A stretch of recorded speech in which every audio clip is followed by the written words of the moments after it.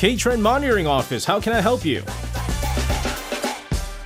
And back joining us in the studio for K-Trend Monitoring Office is David. David, what's up, man? Hello, everybody. Glad to be back. Not looking all nice. I was asking David if he did his hair today. Nah, it's just a perm I did 2 months ago, and it's now natural. When you get the perm, do you know the typical words? What kind of words? Like shadow perm. No, not at all. I just show them a picture. Oh, usually you too. a celebrity, and they give me the side eye. It's usually like 박보검 or someone like that. And nowadays I cover the face and show it. You know what? Yeah. I do exactly that. Yeah, why do I have to get judged? Like, that's the only reference on the internet, right? No, that's so funny. I thought I was the only one that does that. So I get celebrity pictures. Yeah. But I feel like I get the side eye. Right. So I just cut off the face. Oh, you edit it. Wow, you go one more level than Yeah, I I just do. edit it. But then the funny thing is certain celebrities have certain features that make it just look like them. Yeah. You And can then recognize. they're like, that's 박보검. I don't know why they judge. Like, I'm just here for a haircut. I don't want to look like 박보검. I want to have his hair. The hair looks nice. That's Yeah, all you exactly. want, Yeah, you know? yeah. What's the dealio? Anyways. Anyways, David, we've got a fun topic to talk about today. Right. And before we talk about all of this, David, why are you single? That's a very difficult question. I have no idea. It's because you got high standards. No, I'm cutting on costs nowadays. Oh. Yeah, I'm saving money because the stock market plummeted and I'm broke. I have no money. Like, Samsung, please. SK Hynix, please go up. No, Yeah. seriously, we're going to talk about the dating trends here in Korea. We're going to talk about things like, why young Koreans stop dating, Right. money, is it the gender ratio, all of that stuff. But interesting thing with the first talk here. Yeah. David, the way that he sets up his script is kind of interesting because he has like all these like titles on what we're going to talk about. Love has a price tag. Yep. Economy ratio and regional gap. Now, David, love should not have a price tag. I wish it were that way too. It shouldn't have a But price tag. reality is different. How much do you cost? How much do I cost? That sounds very wrong. How much does love cost these days? Why are young Koreans stepping away from the dating pool? I don't think it's the lack of interest in love, right? There are people who want it, but there is still this like realistic calculation of cost and hurdles. So let's talk about the economic burden. Yeah, so as I mentioned in the intro, I'm broke right now, so I'm not in the position to go out and like for dates and stuff. It's because dating in Korea or in the world anywhere nowadays isn't cheap. Like, between high dining costs and also trendy cafe visits, anniversary gifts, and like, ultimately your goal should be marriage, right? So if you want to get like houses and even the wedding ceremonies, all that kind of stuff is money, money, money. So I feel like just from the starting point off, like if let's say we do a sogeting, you'll have to go to a fancy place, right? Why do you have to go to a fancy place? To impress. Like, Oh. give a first impression. Yeah, but then I feel like if that's not you, they're going to be really disappointed later on when they really have start meeting you. You can't afford That's to go true, there all but the if time. they're disappointed from the starting point, like, we're not gonna have even a chance. You want to hear something really funny? Okay. I guess things were different back when I was dating. This was like, over 10 years ago, and Yeah. 10 plus years ago. My rule of thumb was that every time I do a sogeting, the sogeting venue Yep. is never a fancy restaurant. Then where do you go? Like, I met them at McDonald's? No, like a 곱창 restaurant. 곱창 for Yes, a sogeting. yes. Or like, where I met my wife with Okay. the sogeting, we Yeah. met at a chicken place. Oh, chicken place isn't that bad. Fried chicken, right? Fried chicken. It's not samgyetang. No. Yeah. Okay, fried chicken's not bad. And so my thing was like, as long as you can enjoy yourself in like these relaxed situations, and I prefer that, right? Yeah. Relaxed situation, none of that fancy stuff. It's not like I've never done fancy restaurants. It's just that I feel more uncomfortable with that. Yeah, I get it.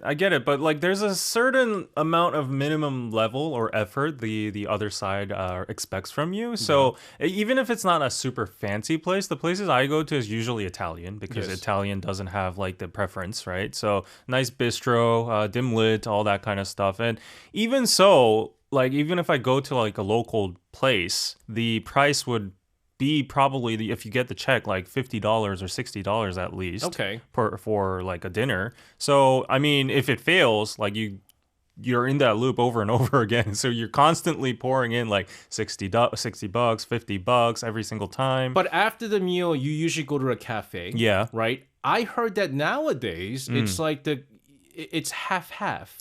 It's half-half. No, actually, I don't think so. Or even when you're dating, isn't it like one time you could, pay and then the girl pays the other half? No, it's not No, like that. actually, nowadays I feel like I've seen a lot of women say like, "Oh, the guy should pay first." Is this just the women that you're meeting, or is No, I think it's a universal thing. Like chivalry is dead. A lot of people are saying, and then they're like, "I don't want to meet petty men that do half and half." So yeah, I still think it's like old-fashioned, traditional, Really? to some sense. But the men are stepping it up nowadays because because of the economic burden, in first meets or 소개팅s, people aren't going to restaurants anymore. They're just going to the cafes first, and they're like, "Let's have a cup of tea," like and they're very upfront. Like, we don't know if we're gonna be compatible or not, or if we're gonna go on for more dates or not. So let's just not waste money, time. Let's just go to a cafe and check each other out. I was talking to a buddy of mine. This was years ago during COVID. And he was trying to meet people through dating apps, and he would meet a bunch of them, but it would stop after like one or two meetings. And so he was like, it's such a waste of money. Exactly. Having to pay for all these like fancy restaurants and even cafes, like in the States, is expensive. Yeah. And so I told him, look, I know this might make you sound like a cheapskate, but it's a dating app. Yeah. Why don't you do video chat first? Wow. In which case, if you do video chat, you can see their real face before you get surprised. Like, surprise! That's how I really look in the dating app. Yeah. And you don't have to spend money. That's actually a good idea. I've never thought of that before.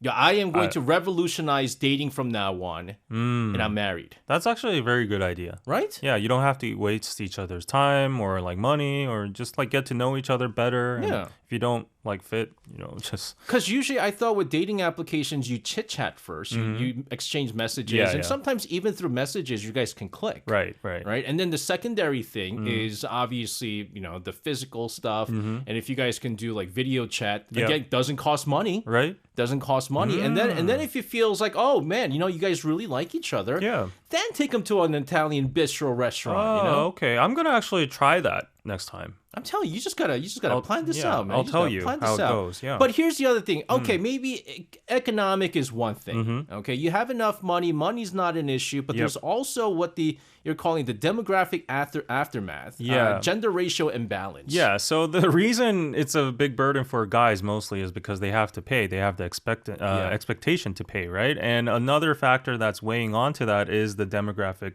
aftermath, where Korea historically preferred men over women, like sons over daughters. From the late 90s to the early 2000s, and even before, right? With Confucianism and the agricultural society, we needed like labor. We wanted guys that could carry on the family name and all that kind of stuff. So statistically, there are significantly more men than women in our generation's demographic. That's why it's creating an imbalance and thus supply and demand.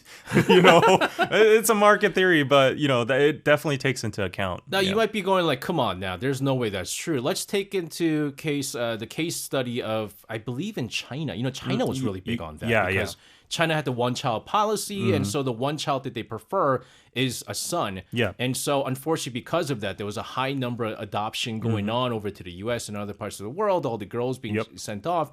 And so I heard that there are so many more guys compared to girls that when it comes to marriage, you have to give up like bunch of, like, what is it? Not, you call it a dowry? Yeah, dowry. Dowry, right? You have to money, house. You have to be financially, capable in order to get married to the girl. Exactly. It's like it's not even love anymore. Yeah, it's exactly. a business. Yeah, that's why a lot of East Asian countries, like the men in each country, are looking abroad to foreigners because the culture is different.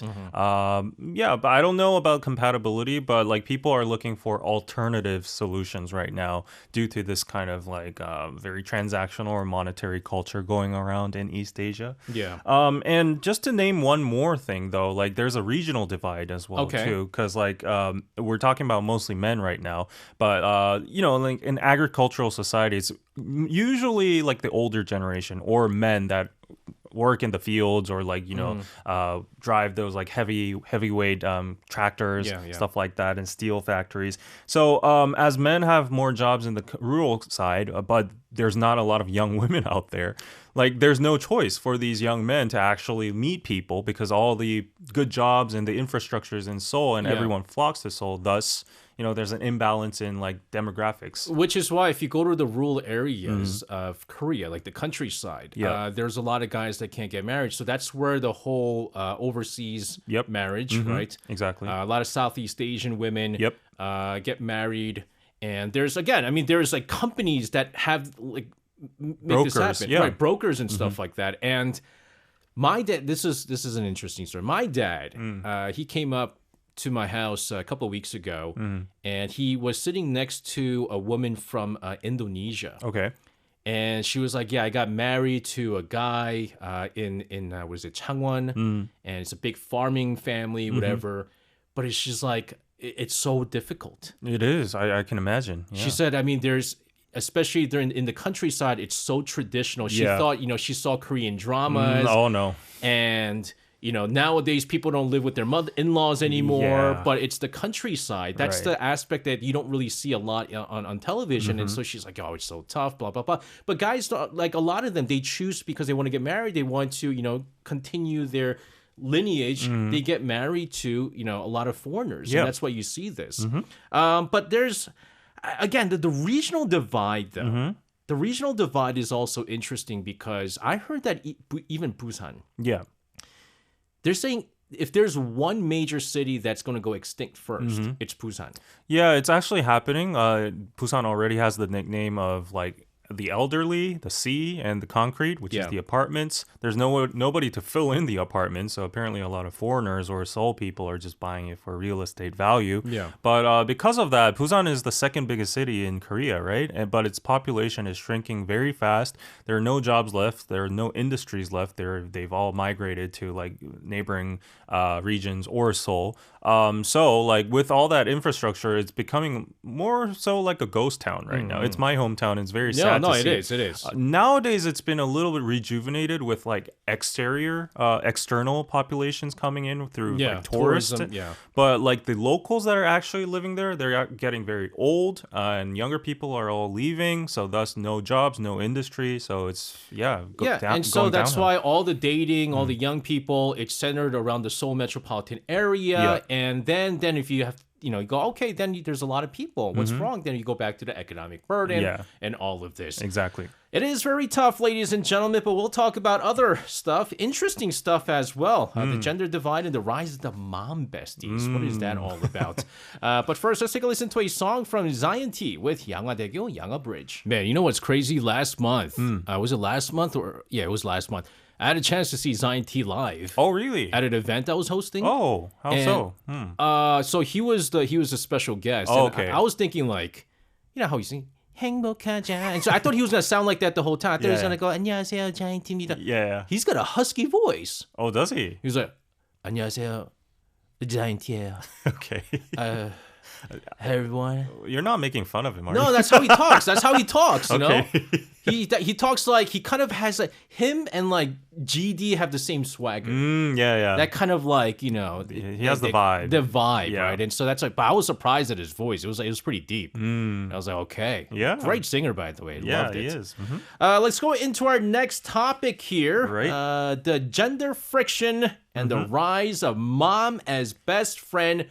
What in the world is our first and foremost? Let's talk about the gender fatigue, right? Yeah. So there's a lot of words to describe this phenomenon. A lot of people just say gender conflict. Yeah. I don't know. Like gender conflict has always been here ever since like the advent of the internet communities. Yes. You know, like people fight over the pettiest stuff. I would say the military or having periods or whatever. Yep. You know, all these kind of stuffs like the glass ceiling and. You know, they're very important discourses, but I feel like the internet communities definitely fuel more fire. It's so toxic. It is very toxic. It's so toxic. It takes extreme cases and like, makes each other enemies. And people start attacking each other. And those kind of, these viral posts get publicized by the media and Yep. everyone believes that's actually true. And in reality, I've never seen anybody like hate a woman or hate a guy that much to the extent that Yeah. they would like, oh, I'm not going to marry these guys or whatever. But the funny thing about these internet community is that it's like both men and women, Yeah. right?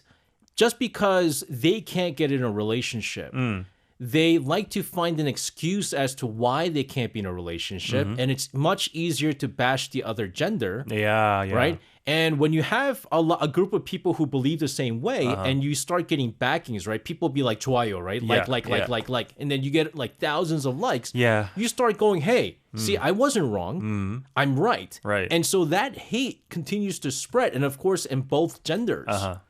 And that spreads everywhere. I have been seeing a lot of this right now. I think it's a universal, international thing, Yeah. but at the same time, Korea has its own specific problems that get. I guess they would be very valid problems, like the patriarchal society, the traditional gender roles. Every time like we have holidays, the woman has to be in like the kitchen, and Yeah, but that's changed so much. it's changing. I know, right? Like, and then like the husband and wife role, like the wife is like housewife, and we call it ansaram or something like that, and the guy is like the bread earner, and those kind of traditional roles that are still displayed by the media or practiced in rural areas or somewhere, these get blown out of proportion, and I feel like they fuel the online hate. And the women and the guys say like, oh, this isn't an accurate representation, and the women are like, oh, society needs to change, I'm tired of guys. And then I'm like, oh, I have no faith in the other sex, the other gender. I'm not going to get married, I'm not going to date anymore, I hate these people.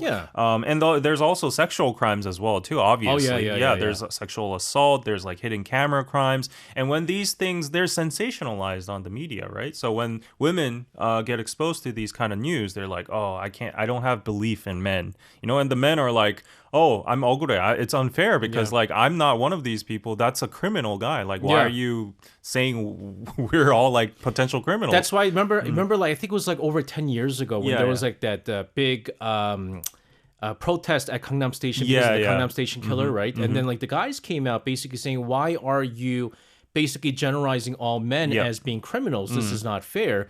But interesting thing about the internet is, what was it? A couple of weeks ago, you know, I go to my wine meeting, and there was 5 guys, including myself, and we were sitting in I don't even know how this happened. It was random, but we were sitting randomly. And in one side of the table was me and another guy who's married, about to have his first child, and then the other side of the table were 3 single guys. Okay. And we didn't plan this out. And then, you know, drink comes in, whatever, blah, blah, blah. And we're talking to the other guys. It's like, hey, you know, how come you're not seeing anybody? You know, he's just like a popular guy.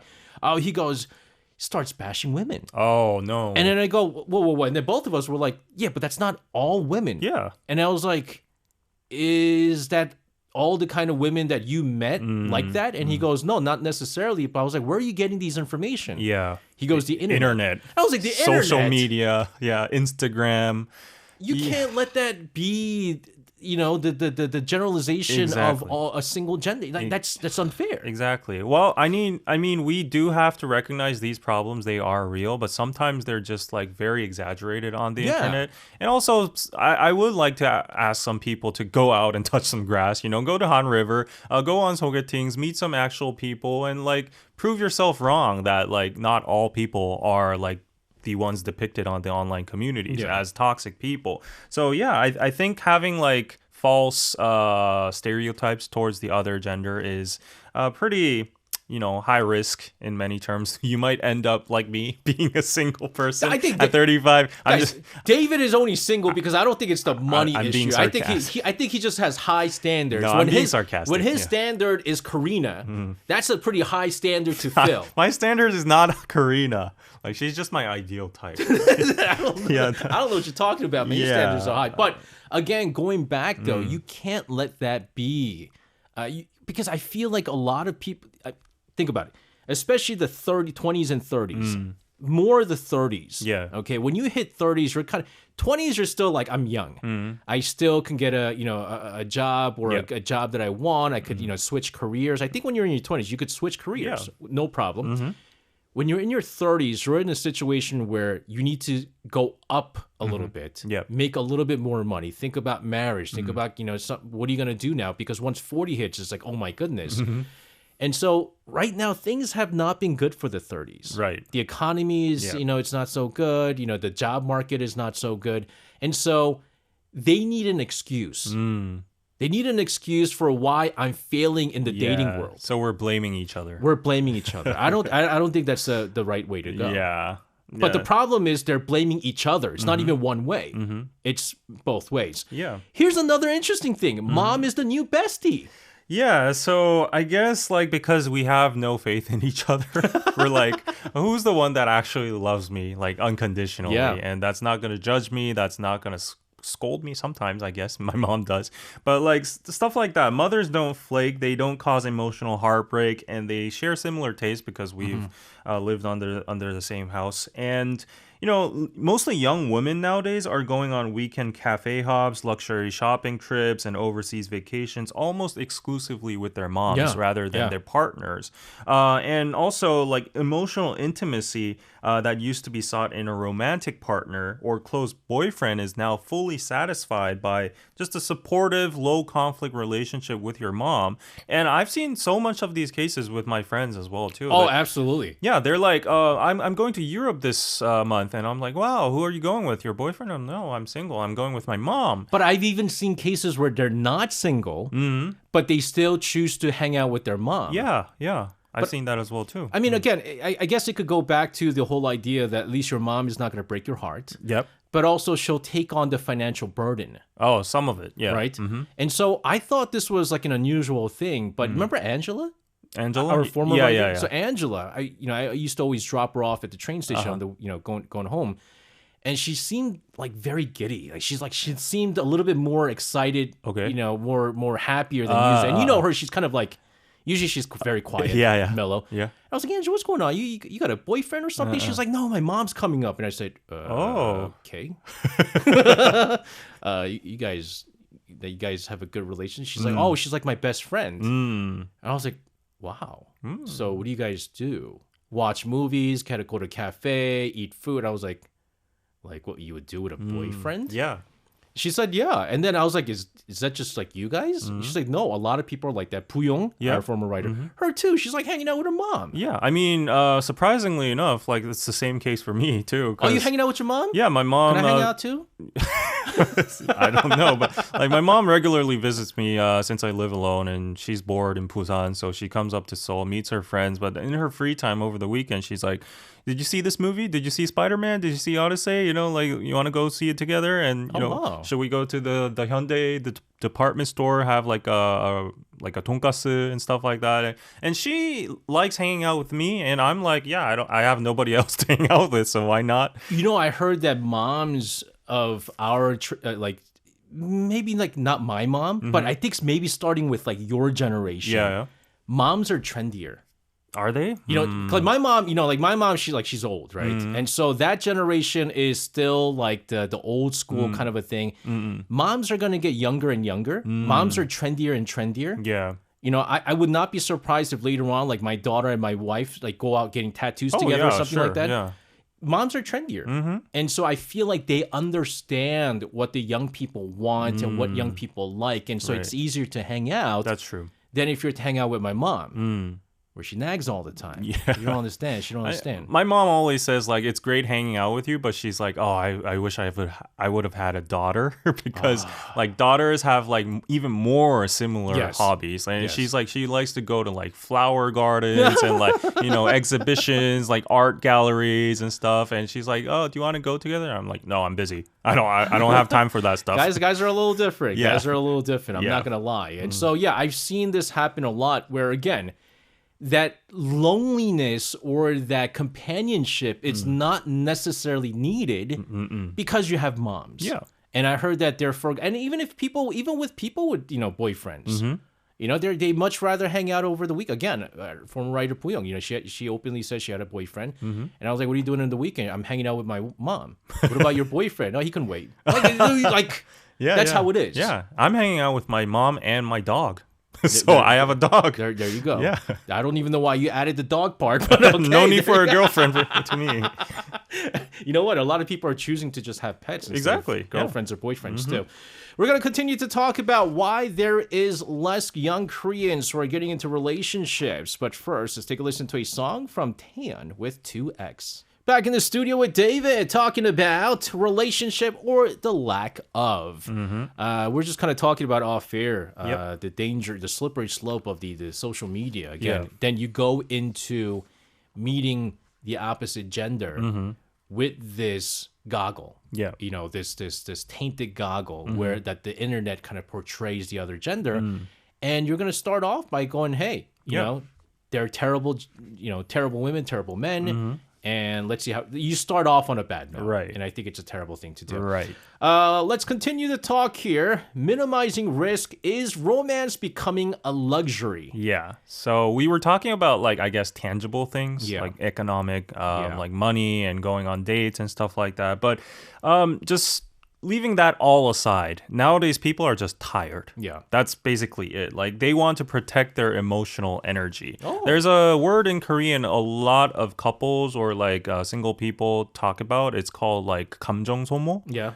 It's literally like burning your emotional energy. Yeah. You have a capacity inside yourself. Like there's a cap for someone's energy level. Like and a lot of people are like 9-to-5 workers, right? They go to the companies and they meet with their coworkers and their bosses, and they have to deal with like the clients.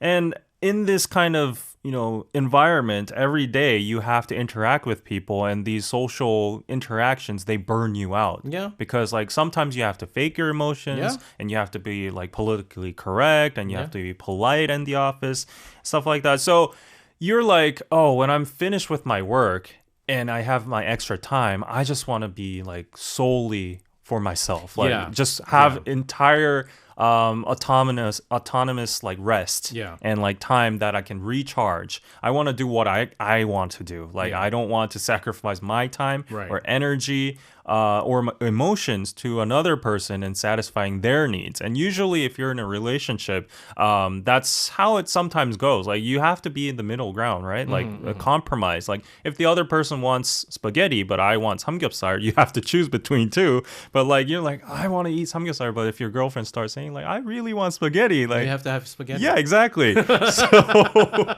yeah, people are afraid of this emotional tax. And also sometimes the other person might come to you and say like, oh, my boss did this to me today, like I'm so tired, like, oh, my coworker, she's such a whatever, a fox, and you have to listen to all of that while you're all tired. You're worn down yourself too, and you're like, do I really have to like be a consultant or a therapist? No, it's true. It's really true. It's funny you mentioned this because a couple of weeks ago, Seong, her family came over to my house, and one of the things that we were talking about is both me and Seong were on air all the time. And we're talking a lot. And so when we go home, like we really don't want to talk. You just want to be silent. Yeah, and so our spouses or her husband and my wife, they were both saying at first they were sort of like a little bit upset that he just has no energy for this or she has no energy, but then they understand. Yeah. So I mean, it's good if they understand. But the other thing is here again,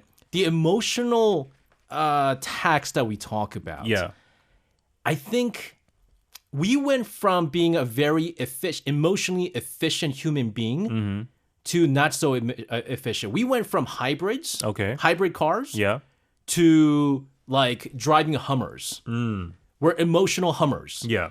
And I think the reason for that is, again, goes back to the social media and what the internet tells you. I think back in the days, and I don't want to sound like 나때는, like this, old fart again, going like back in my days, I don't want to do that.